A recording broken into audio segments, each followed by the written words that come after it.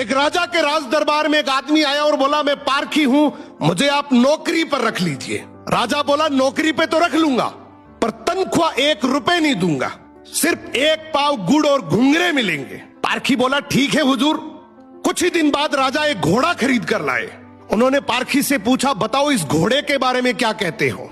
पारखी बोला, हुजूर ये घोड़ा है ही नहीं, ये तो गाय है। राजा चौंक गए। उन्होंने घोड़े बेचने वाले को बुलाया। उसने कहा, साहब बात तो सही है तो घोड़ा ही, लेकिन बचपन में ही इसकी मां मर गई थी, इसे गाय का दूध पिलाया गया था, इसलिए इसकी आदतें गाय जैसी है। राजा ने हैरानी से पारखी से पूछा, तुम्हें यह सब कैसे पता चला। पारखी बोला, हुजूर जब ये चल रहा था तो नीचे मुंह झुकाकर घास खा रहा था, घोड़ा हमेशा ऊपर गर्दन उठाकर खाता है, मैंने इसकी आदतों से पहचाना। राजा खुश होकर बोले, आज से तुम्हें आधा किलो गुड़ और आधा किलो घुंघरे मिलेंगे। कुछ दिन बाद राजा ने फिर पूछा, मेरी रानी कैसी है, बहुत प्रिय है मुझे। पारखी बोला, हुजूर आपकी रानी खानदानी नहीं है। राजा को विश्वास नहीं हुआ। उन्होंने ससुराल जाकर पूछा, वहां दादी ने बताया, बचपन में इसकी मां गुजर गई थी, पाला तो मैंने है मगर दूध इसे दाई मां ने पिलाया है। राजा ने पारखी से फिर पूछा, रानी के बारे में तुझे कैसे पता।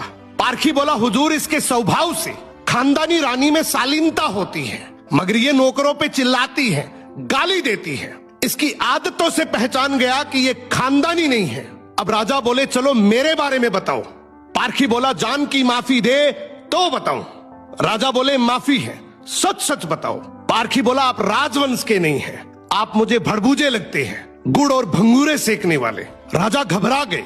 जाकर अपनी माँ से पूछा, माँ सच बताओ वरना मैं मर जाऊंगा। माँ रोते हुए बोली, बेटा बात तो सच है, जिस दिन तू पैदा हुआ था उसी दिन महल के पास एक भड़बूजे का भी बेटा पैदा हुआ था, तू मर गया था और मैंने राजवंश बचाने के लिए उसके बेटे को लिया, वो तू है। राजा ये सुनकर दुखी भी हुए और खुश भी हुए।